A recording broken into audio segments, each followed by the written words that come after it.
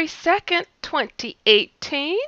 On Fridays at 8 p.m. Central Standard Time, join me on my talk show, The Outlander, where I answer your emails, take your calls, and interview some intriguing guests. Just go to irnchat.com to interact and listen live to The Outlander Show, and go to HeidiHollis.com for more information. Blasting off with some UFO reports. UFO sighting in Tully, Queensland. This is a UFO blast from the past. This occurred July 31st, 1990. Star-like, but much brighter. Okay, in more detail, the witness states, the event happened while I was living in a small converted garage with a friend. I was backpacking around Australia. That's popular there. It's kind of cool. There was no glazing in the property. Tropical climate. Only mosquito screens on window openings throughout.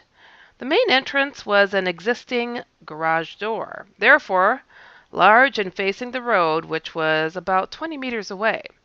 This opening was netted also and had a wooden frame with a normal door size opening to enter within it. Opposite this opening, against the far wall, was my single bed.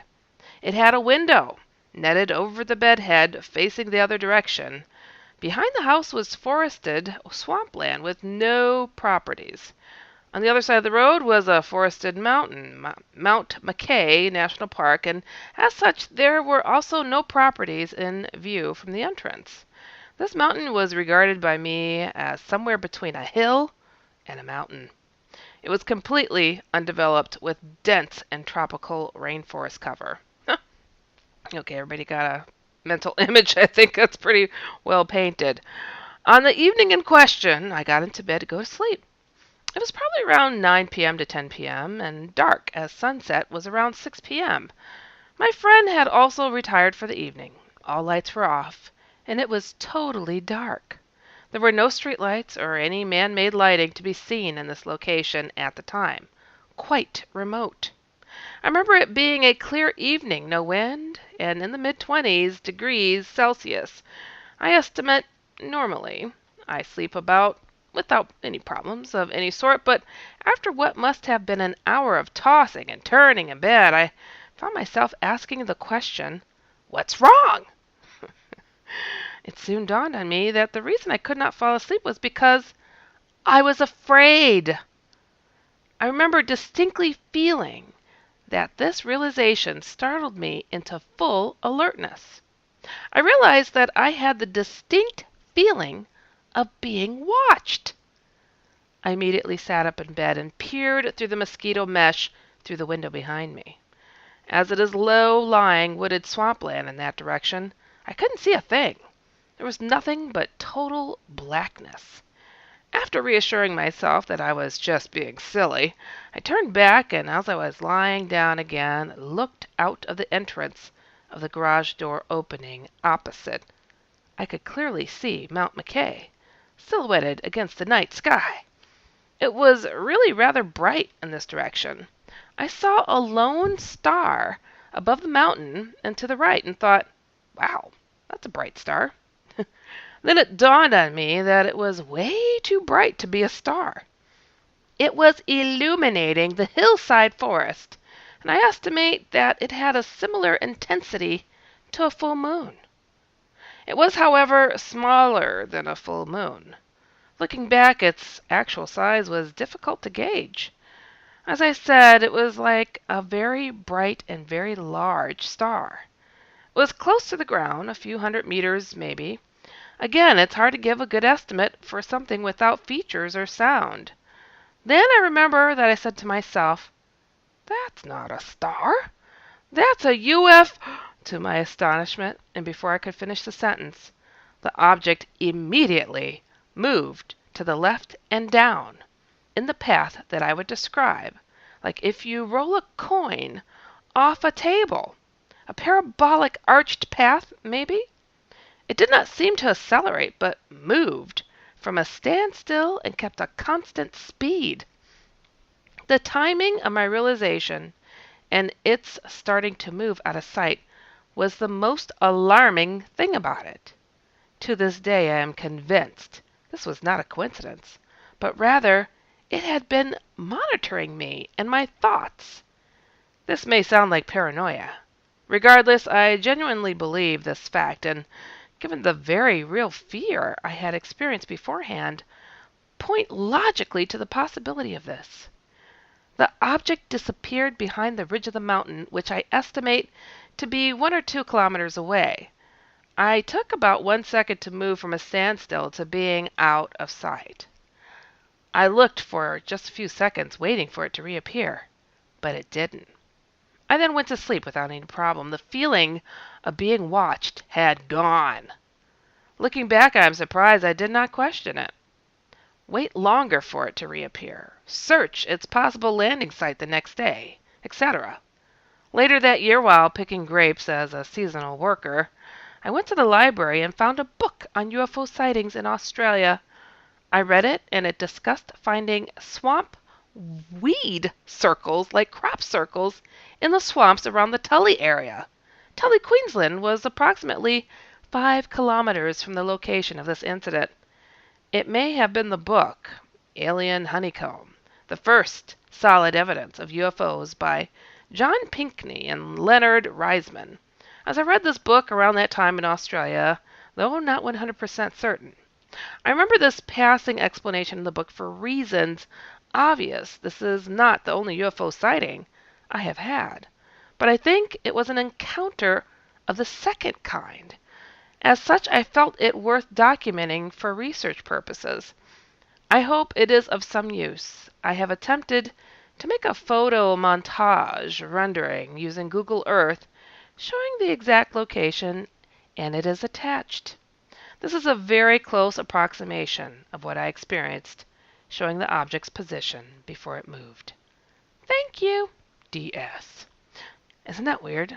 Don't you guys see this pattern? This is wild. People will feel like they're being watched, monitored, psychically approached from something so far away. Isn't that crazy? And our gut, which I like to call the soul, says, "Psst, something's watching you and may be hunting you." I mean, why would you have fear? It's a light in the sky. And so many people say, oh, mankind is just violent and, why would they be so paranoid and go try to shoot a UFO down? Here's a person in a garage that didn't even see the light and couldn't go to sleep because they felt fear. Something kept them up. They're like, I'm afraid of something. What am I afraid of? There's nothing here. Oh, what is that? That's your soul talking. That is the feeling of a predator coming your way. I hope they didn't get you. Yeah, they may have returned you. You don't remember, but scars last. And here, you wrote about this. This is 1990 that occurred, and it's still with you. All right, moving on. Oh boy, look at this name. UFO sighting in Znamaki, Kiradovashka Oblast. This is another one. That's a UFO blast from the past. This occurred October 3rd, 1990. In brief, the witness states, not yet reaching the zenith point.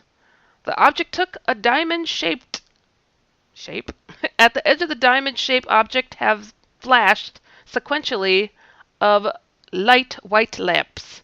Around the object was a purple glow, similar to the northern lights. Cool. Okay. In more detail, the object flew from the west, was shaped like a white ball. From the ball disconnected another ball of the same size, which flew abruptly in the northern direction. The main ball object continued to fly east, not yet reaching the zenith point. The object took a diamond shape. At the edge of the diamond-shaped object flashed sequentially of light white lamps. Around the object was a purple glow similar to the northern lights. At the zenith point, the object paused and then slowly flew to the east. Witnesses were many because everything was happening over the station square near the railway passenger station. Okay. The next UFO sighting.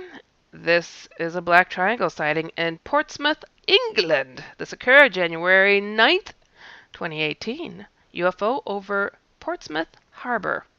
In more detail, the witness states, I was heading home to see my family after Christmas. I thought I would take a picture of the Spinnaker Tower in Portsmouth Harbor to post up to social media announcing I was back in the area. I went to the top deck of the ferry and stood outside to take the picture.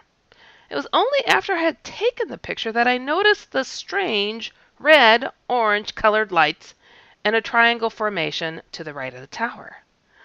I looked around and could not see the lights a few minutes after the picture had been taken.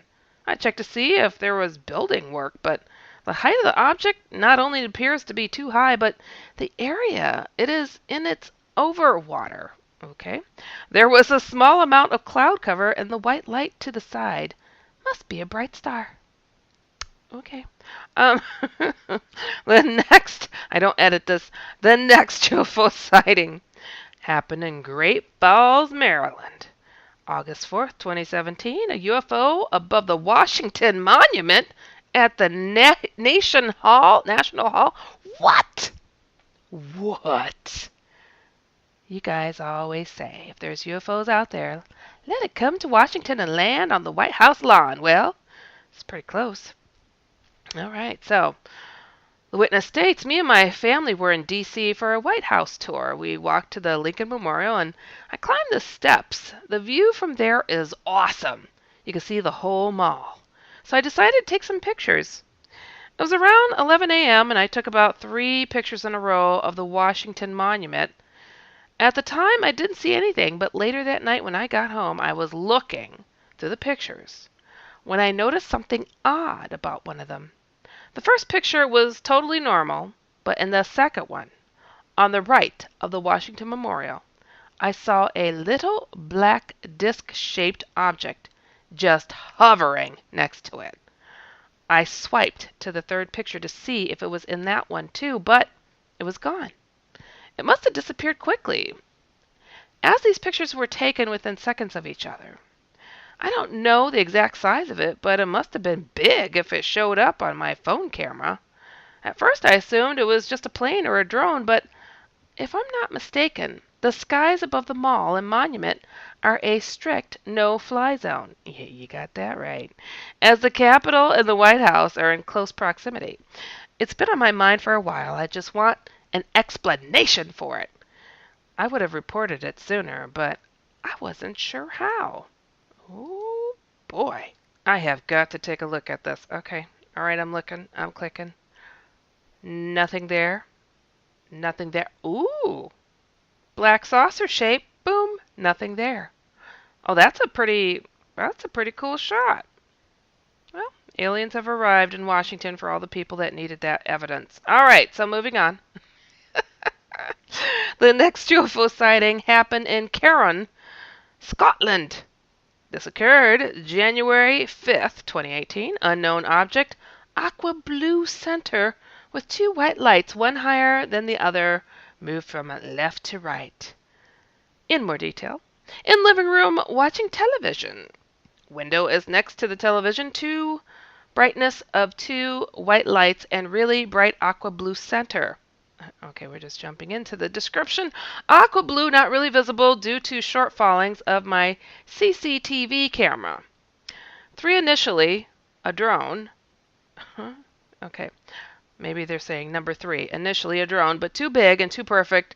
A flight path. Yeah, okay. 4, aqua, blue, fuselage, and 2 extremely bright lights.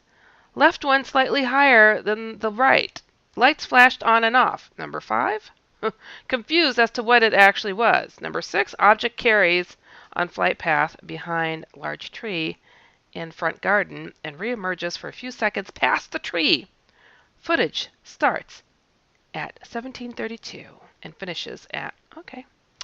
Interesting. I don't usually see people numbering their thoughts, but there it is. Okay. I'm glad you reported that, though. Okay, moving on. This next UFO sighting occurred in Douglas, Alabama. Ooh, this is a UFO blast from the past. March 31st, 1976. The UFO descended, hovered a few feet from me. Oh, holy smokes. and communicated telepathically. Oh, this is a juicy one. All right. And oh, really? The first sentence. This is a mundane account for a sighting. I'm like, this is juicy. Okay, anyways, going on. A mundane account for a sighting. However, I believe that they communicated with me telepathically. The communication gives me hope for mankind. My aunt lived on a vast amount of land in a small cottage on the hill. Every day after school, weather permitting, I would walk miles down the hill with the dogs, singing, twirling, and enjoying. I was only 16 years of age, and one day while walking down the hill, I turned and glanced a white shining orb advancing my way. I took off my glasses, cleaned them, and looked again, trying to convince myself it was just a white, glowing sun playing tricks on my eyes. I chose to ignore it and began walking down. Then I looked again. It was a mere 3 feet from me, across the street, and just about a foot over my head. You gotta be kidding me. This is mundane. I had to tilt my head slightly to see it. It was a bright shining orb with no glare. It was easy for my eyes to look at it.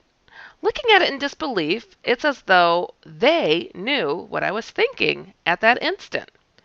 It turned as if on an axis, and just outside the lighted orb I saw some kind of metal silver rim that was turning, then again only the orb.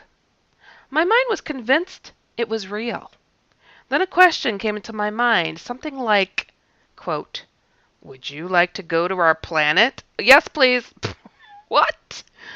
"Would you like to go to our planet to come back and teach our ways back on Earth?"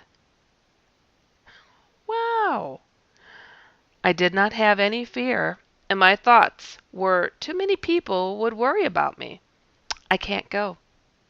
Then I thought, what if it can't read my thoughts? So I ran up to the hill and into the house. At the same speed of my pace, the UFO came up the hill with me. It wasn't until I turned toward the house. It veered toward the opposite direction of the pasture. Or at least they asked nicely, right? I mean, my goodness. But how many people have said, yes, I will go? Anyways, after looking out the window, it was just outside across the street, above the pasture. My aunt asked, "What did you see?" I told her. Thinking she would tell me I was imagining things, she asked me to go to the porch with her to see if we could see it. We were holding hands. The sky was dimming into night, and we watched it together descend into the sky. It simply looked like a star that faded into the night. That week, some boys camping reported to our town paper they had witnessed a UFO. My aunt took me for a hike through the pastures the next day. We walked forever with walking sticks. We didn't talk much at all. We came across a, quote, clearing, if you will. It was huge, sunken-in pit. The tree line grew around this pit. Very little vegetation inside the pit. I thought, this could be where they land. My aunt told me she saw them all the time. Her kids confirmed she had told them about the sightings, though they never saw them. I wonder sometimes if they chose me because at the time in my life, because I had an innocence and optimism about life. My experience left me with the assurance that this particular life form is benevolent. I had no fear. I do not believe I was abducted in any way. Since that time, I have seen other UFOs near Lake Travis in Texas.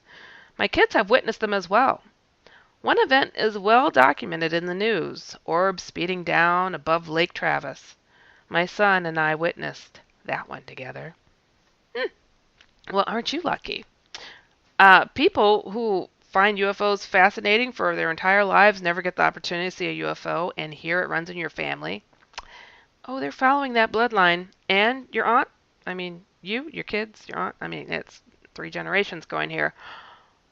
They may have visited you in ways that you just don't know, but benevolent? Potentially. They asked, Usually the nasty ones would just grab you and say, deal with it, PTSD and all, and we're just going to move on and go to the next people. So, wow, really fascinating that they asked you. And how many people say, sure, I'll go, and we never hear about them again? Did they come back to teach us something? And then we look at them as weirdos and point and stare and say, what? What are you talking about? Really fascinating story. Glad you reported that. And that was not mundane. How's that mundane? A show of hands for who thinks that was mundane. Anybody? No, nobody. All right.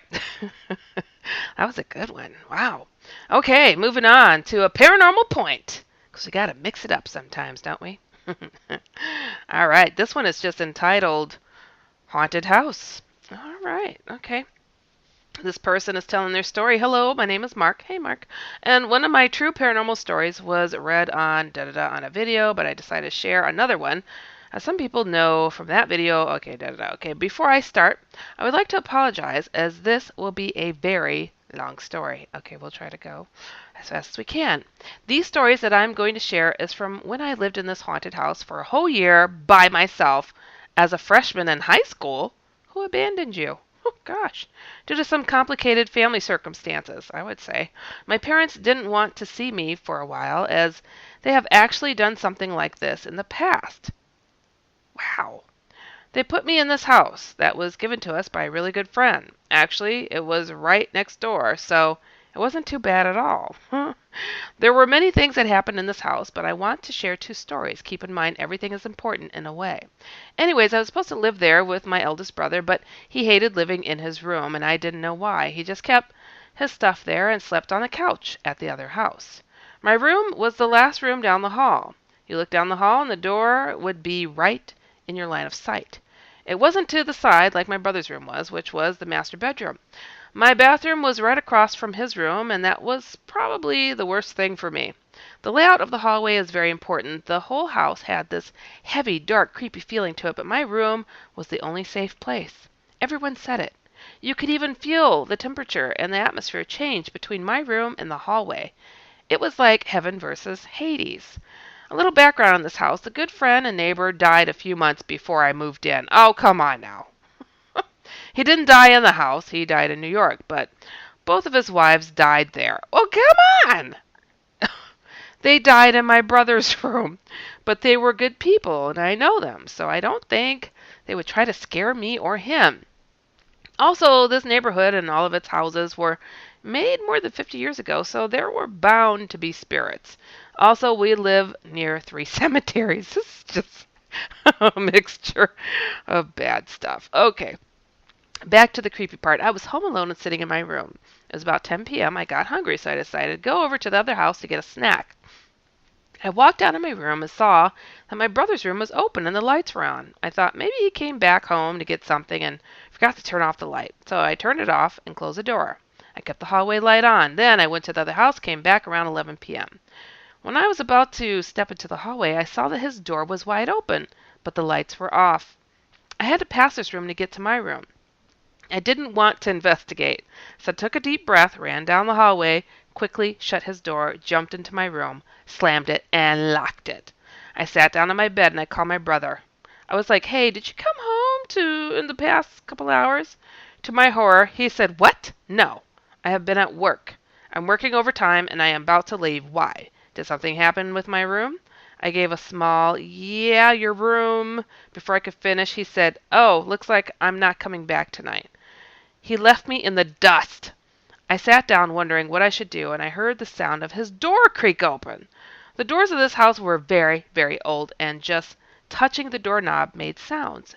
I was horrified, but I still didn't want to check. Then I heard the light switch. I knew I was screwed. It was just me in the house. A couple hours passed by, and the worst thing that could possibly happen when you are home alone in a haunted house happened. I had to use the bathroom. That's a good lead up. Yeah, it was late at night, but this was when I still had my really bad insomnia. I didn't know what to do. I didn't want to hold it in, but I didn't want to go out of my room, which was the safe haven. But I manned up. Oh, you're a dude. You could have just used a cup.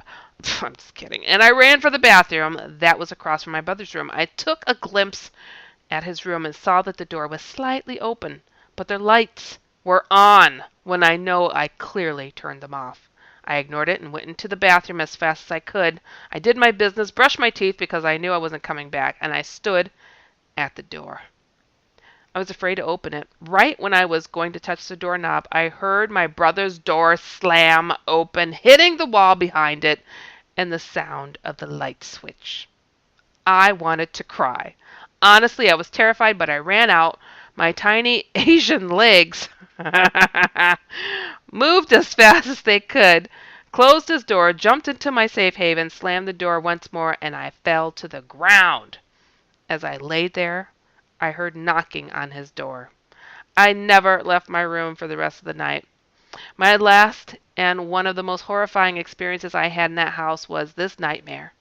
This house was the start of my nightmares. My best friend wasn't living with me at the time, and the demon lady I mentioned before, didn't appear in my dreams until this night. A few months before I was scheduled to move out, I finally fell asleep. In my dream, I was lying on my bed, lying on my back. My room was dark, and I honestly didn't realize I was sleeping until I felt this heavy pressure on my chest. I knew I was experiencing sleep paralysis again because I couldn't move and I couldn't scream. Then I saw her. She was sitting on my chest. She took the green pillow that I moved to the side and started to choke me with my own pillow. I could hear her hysterically laughing as she pressed the pillow on my face. At this moment, I was able to move my arms and was trying to rip the pillow off my face, but that didn't work at all, and I couldn't scream or breathe. Then I heard, "You are mine now." I immediately woke up after she said that. I was sweating and trying to catch my breath. I thought it was just a normal sleep paralysis moment, but when I finally regained my senses, I felt like the blood drained from my face. My green pillow that I clearly moved to the side before I went to sleep was lying on top of my chest. When I moved out of this house, I asked my brother why he hated sleeping in his room. When I found out, horrified me. He said that there were these two porcelain dolls that came with his room. He moved them out to the patio and thought it would be all right. Then a couple of days later, he found one of them on top of his brownish red dresser, and one inside that same dresser that he didn't use, but it came with the room. After that, the dolls moved around the house, and sometimes it would come back to his room. Not only that, maybe this is the elf on the shelf. I mean, really? Not only that, he felt like he was being watched by many people. That was why he didn't want to sleep in there. He said he envied me because my room felt so safe and calming. What bothered me was when I moved out of the house and back into the original house my family owned, that haunting feeling left that house along with me. Well, now I know. I brought something back with me, and to this day, I still get these nightmares and see that lady in my dreams. That the old hag? You guys know the old hag syndrome? Sounds like her. He didn't describe what she looks like, but it sure does sound like her. How is your room a safe haven if she got in there and sat on your chest and took a green pillow to shove down your throat? That's messed up. Yeah. Wow, crazy. I grew up in a haunted house. I feel for you. Anyways, I have to thank you guys for listening to UFO Headline News with me, Heidi Hollis, and be sure to check out UFOHeadlineNews.com every single day and tune in to my other weekly shows, The Outlander on Fridays, The Kevin Cook Show I co-host on Tuesdays, both of them 9 p.m. Eastern and 8 p.m. Central, and check out my paranormal comic, The Outlanders. Yes, I draw comics. TheOutlandersComic.com. Everything I mentioned here can be found on HeidiHollis.com, or just come on by to InceptionRadioNetwork.com. And remember, if you've experienced something out of the ordinary and want some level-headed advice, or if you've seen a UFO and want to share, please write me at my main website or at UHN